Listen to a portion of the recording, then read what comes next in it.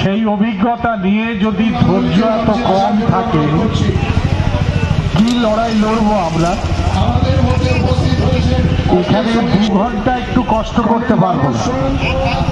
আমি তো জানি আমাদের এখানে যারা এসেছেন এমন অনেক কমরেড আছেন যারা গতকাল সকাল থেকে ঠেঙাতে ঠেঙাতে আগামীকাল গিয়ে পৌঁছবে।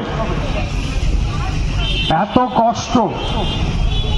আমাদের সংগঠনের পয়সা নেই, খাওয়ার হয় না ভালো করে, যানবাহনের ব্যবস্থা ভালো নয়, বহু কষ্ট করে আসতে হয়, বহু কষ্ট করে ফিরতে হয়। সেই কাজ করে, সেই কষ্ট করে যদি আমাদের অভিলাষ লব্ধ না হয়, আমরা যদি লক্ষ্য পূরণ করতে না পারি, তাহলে এর থেকে দুর্ভাগ্যের আর কিছু হয় না। ফলে ভবিষ্যতে আমাদের ধৈর্য বাড়াতে হবে।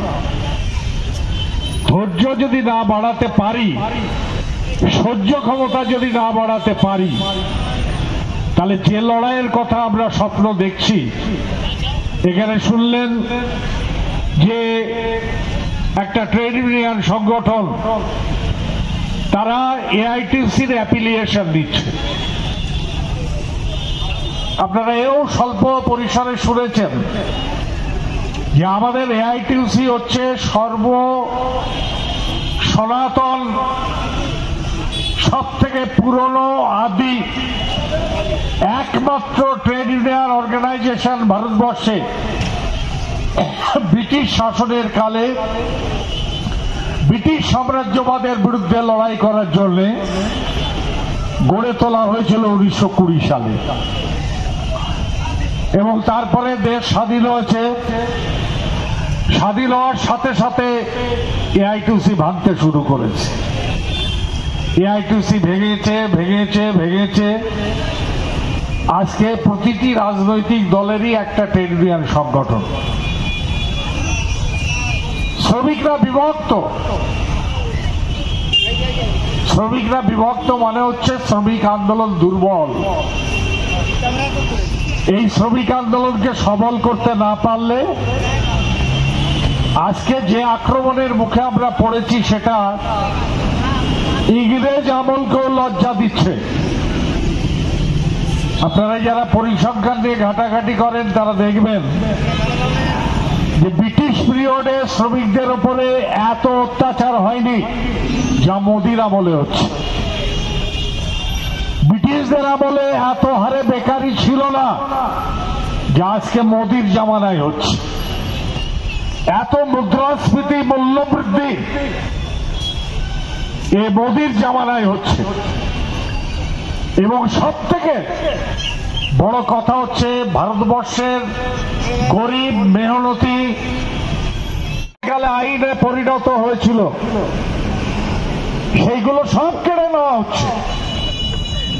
এখন ট্রেড ইউনিয়ন আন্দোলন দাঁড়িয়েছে নতুন কিছু পাওয়ার দাবি নিয়ে নয়, মূলত ট্রেড ইউনিয়ন আন্দোলন দাঁড়িয়ে আছে পুরনো পাওয়াগুলোকে কেড়ে নেওয়ার বিরুদ্ধে লড়াই। নতুন কোন লড়াই নেই। আপনারা শুনেছেন আজকে 5ই মে শ্রমিক শ্রেণীর রাষ্ট্র ক্ষমতা দখলের মতবাদ,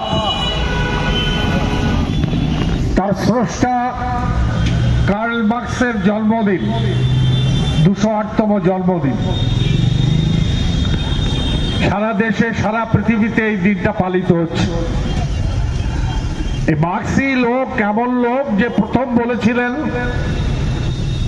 যে শ্রমিক শ্রেণীর হাতে রাষ্ট্র ক্ষমতা চাই। গরিব মানুষ, মেহনতি মানুষ, সর্বহারা মানুষের যদি আমরা মুক্ত করতে চাই, তাহলে রাষ্ট্র ক্ষমতা শ্রমিক শ্রেণীর হাতে আনতে হবে। কাজে শ্রমিক আন্দোলন, একটা ভুল ধারণা আছে আমাদের আন্দোলনের মধ্যে, ভারতবর্ষের শ্রমিক আন্দোলনের মধ্যে একটা বড় ভুল ধারণা আছে যে রাজনৈতিক প্রভাব মুক্ত শ্রমিক আন্দোলন, এরকম কিছু হয় না। রাজনৈতিক প্রভাব মুক্ত শ্রমিক আন্দোলন হয় না, রাজনৈতিক দলের প্রভাব মুক্ত হতে পারে। রাজনৈতিক প্রভাব মুক্ত শ্রমিক আন্দোলন মার্ক্স বলেননি। শ্রমিক আন্দোলন অত্যন্ত গুরুত্ব দিয়ে রাষ্ট্র ক্ষমতার কথা ভাবে, কেননা মার্ক্সই বলেছেন রাষ্ট্র ক্ষমতা শ্রমিকদের হাতে না এলে মেহনতির মানুষের দুর্গতি দূর করা সম্ভব নয়। সেই জন্য আজকের দিন একটা বিশেষ দিন, যার মতাদর্শকে নিয়ে আমরা আগামী দিনে এগোই। আমরা ভয়ঙ্কর একটা আক্রমণের মুখে আছি। এই কদিন আগে আমরা মে দিবস পালন করলাম, 1 মে। মে দিবস যে কারণে, যেদিনে সৃষ্টি হয়েছিল, সে 1886 খ্রিস্টাব্দে আমেরিকার শিকাগো শহরে একটাই দাবি ছিল, 8 ঘন্টা কাজ, 8 ঘন্টা কাজ, 8 ঘন্টা পরিবার আর 8 ঘন্টা বিশ্রাম। 24 ঘন্টার 8 ঘন্টা শ্রম বিক্রি করব, 8 ঘন্টা পরিবারকে দেব, আর 8 ঘন্টা আমি বিশ্রাম করব। এই শর্তে লড়াই হয়েছিল এই দাবিতে, এবং আজকে পৃথিবীতে তার স্বীকৃত। একটা শ্রমিক 8 ঘন্টার বেশি যদি কাজ করতে হয়, তাকে ডবল পয়সা দিয়ে তার ইচ্ছা অনুসারে তাকে দিয়ে কাজ করাতে হবে। জোর করে চাপিয়ে দিয়ে 8 ঘন্টার বেশি তাকে কাজ করানো যাবে না। আর সেই ইচ্ছা প্রকাশ করলেও বেতন দ্বিগুণ দিতে হবে। আর আজকে মোদি বলছেন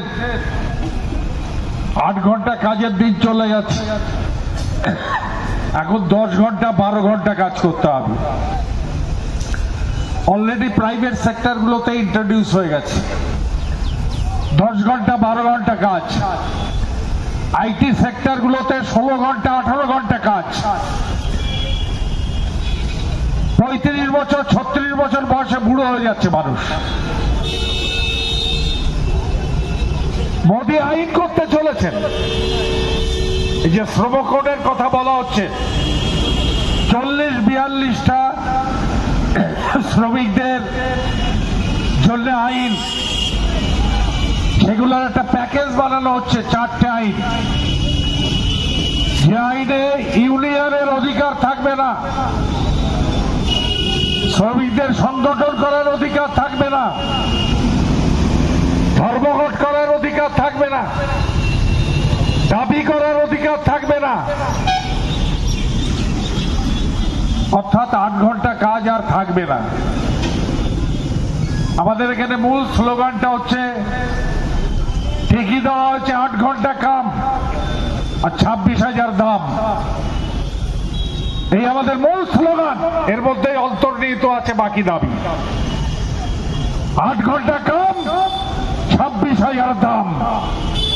এই স্লোগানে মুখরিত করতে হবে দেশকে।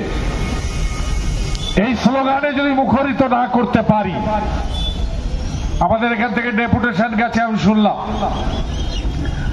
একটা ডেপুটেশন গেছে কেন্দ্রীয় সরকারি শ্রম দপ্তরে, আর একটা ডেপুটেশন গেছে রাজ্য দপ্তরে। কেন্দ্রে একটা সরকার বসে আছে। আমি প্রায়শই বিভিন্ন বক্তৃতায় বলি যে একটা দেশদ্রোহী রাজনৈতিক দলের হাতে রাষ্ট্র ক্ষমতা। একটা দেশদ্রোহী মানুষ আমাদের দেশের প্রধানমন্ত্রী বর্তমানে, এবং তার যা এজেন্ডা আরএসএস এর এজেন্ডা, রাষ্ট্রীয় স্বয়ংসেবক সংঘের, এবং সেই এজেন্ডা অনুযায়ী তারা চলছে। তার মূল কথা হচ্ছে কর্পোরেট রাজ তৈরি করো, আমাদের দেশটা কর্পোরেটের শাসনে যাবে, জনগণের শাসন থাকবে না, গণতন্ত্র থাকবে না। এখানে একমাত্র পুঁজিপতিদের লাভ লোকসান দেখা হবে, বাকিরা হচ্ছে গিনিপিগ। এই আদর্শে চলেছে।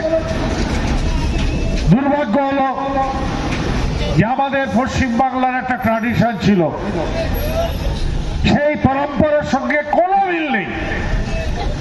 এমন একটা সরকার 2011 সাল থেকে চেপে বসে আছে পশ্চিম বাংলার বুকে, দুর্নীতিতে আপাত মস্তক নিমজ্জিত, সাধারণ মানুষের কথা ভাবে না, যা কেন্দ্রীয় সরকার করেন তাতেই হ্যাঁ করে, একে অপরের পরিপূরক হিসেবে কাজ করে। এই দুটো সরকার গদিতে বসে থাকবে আর আপনাদের সমস্ত দাবি দাবা আদায় হয়ে যাবে, এরকম ভাবার কোনো কারণ নেই। সেই জন্য লড়াইকে আরো শক্তিশালী করতে হবে। আমাদের এআইটিউসি বরাবর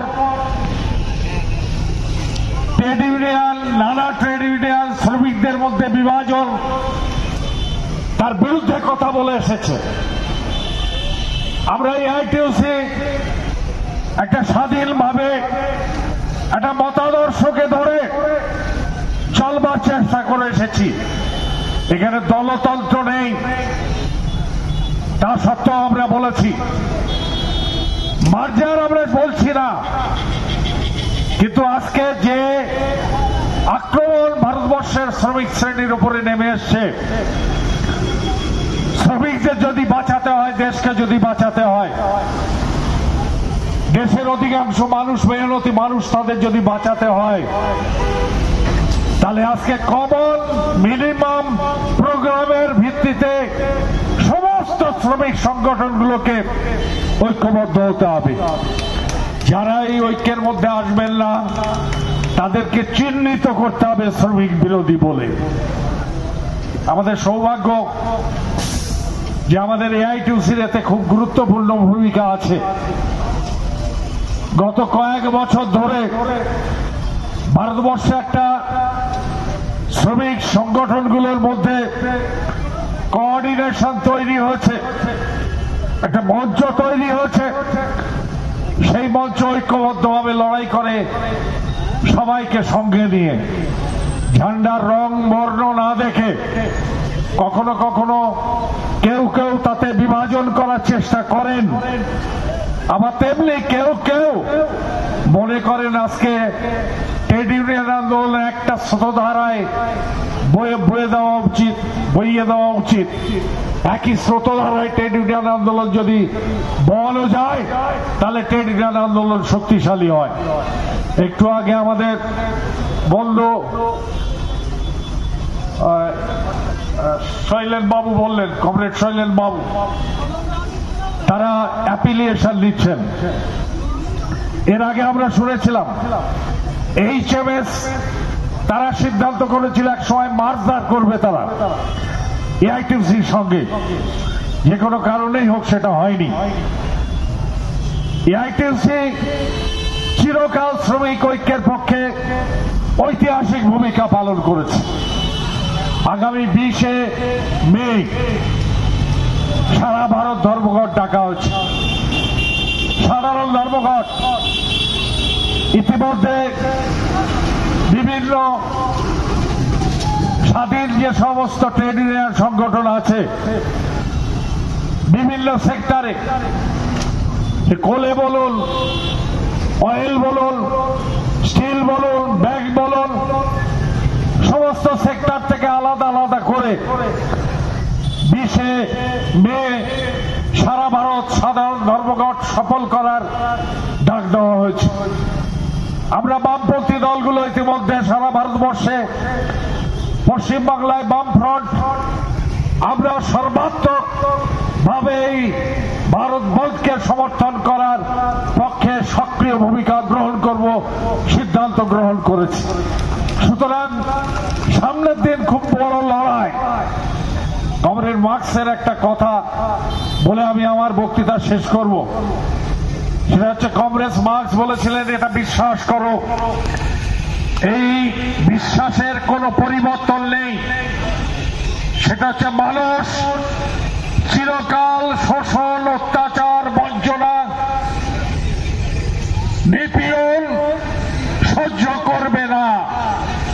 আজ না হোক কাল, কাল না হোক পরশু, মানুষ প্রতিরোধে নামবে, মানুষ ঐক্যবদ্ধ হবে। যতই চেষ্টা করো ধর্মের নামে মানুষকে বিভক্ত করার, সফল তারা হবে না। আজকে লক্ষ্য করেছেন, এখানে কোনো আমি দেখলাম না কোনো সাংবাদিকদের।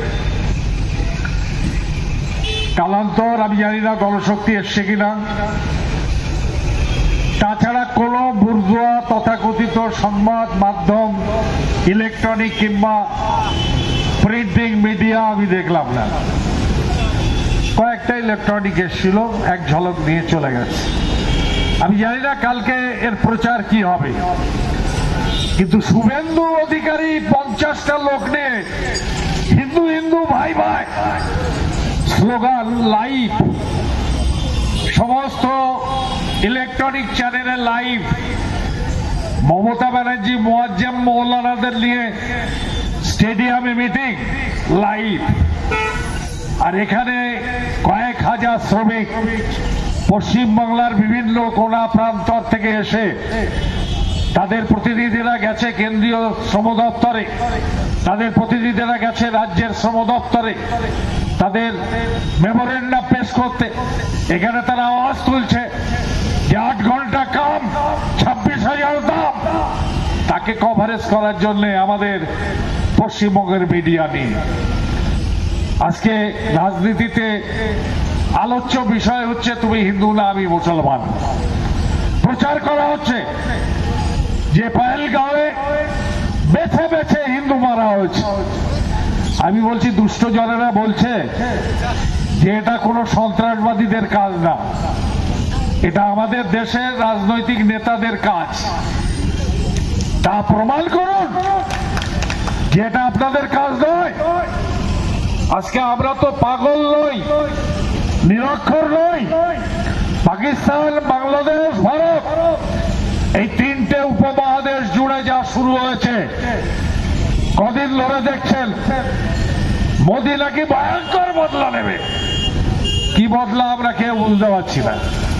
খালি টেলিভিশনে দেখাচ্ছে জেট প্লেন গুলো উঠছে, খাড়া হয়ে নামছে। খালি টেলিভিশনে দেখাচ্ছে সাবমেরিন গুলো সমুদ্রের বুক দিয়ে চচ্চর করে যাচ্ছে। কিসের মহড়া চলছে? কার বিরুদ্ধে মহড়া হচ্ছে? আর পাকিস্তানের নেতা মন্ত্রীরা ভাষণ দিতে শুরু করেছে, সিন্ধু নদী দিয়ে যদি জল না বয় তাহলে খুন বহেগা, খুন বহেগা। কাদের খুন বইবে? বাংলাদেশে বলছে ভারত বিরোধিতা ছাড়া এখানে জামায়াতেরা জিতবে না, তার মহড়া চলছে। পাকিস্তানে ভারত বিরোধিতা ছাড়া ওই মৌলবীরা ক্ষমতায় থাকবে না, তার মহড়া চলছে। আর তার পাল্টা মহড়া এখানে চলছে। মোদী ক্ষমতায় থাকার জন্য, আরএসএস ক্ষমতায় থাকার জন্য হিন্দু আর মুসলমান, হিন্দু আর মুসলমান। মানুষ এত বোকা। মার্কস বলছেন এটা বেশি দিন চলে না, চলবে না, সময় এসে গেছে। এটা সময়ের ডাক। শ্রমিক শ্রেণীকে ঐক্যবদ্ধ হয়ে রাস্তায় নামতে হবে। হ্যাঁ, অটোমেটিক হবে না, তার জন্য চেষ্টা করতে হবে, লড়তে হবে, তার জন্য ভূমিকা নিতে হবে। এআইটিসিকে অগ্রগামী ভূমিকা নিতে হবে। 20শে মে সারা ভারত ধর্মঘট সফল করার মধ্য দিয়ে আমাদের সেই গৌরবজনক দায়িত্ব পালন করতে হবে। এই সমাবেশ এই লক্ষ্যেই করা হয়েছিল। আমি বিশ্বাস করি আজকে সমাবেশ আমাদের লক্ষ্য পূরণ করতে আমাদের সাহায্য করবে। আপনাদের সকলকে ধন্যবাদ জানিয়ে আমার কথা এখানে শেষ করছি। ইনকিলাব জিন্দাবাদ। এআইটিসি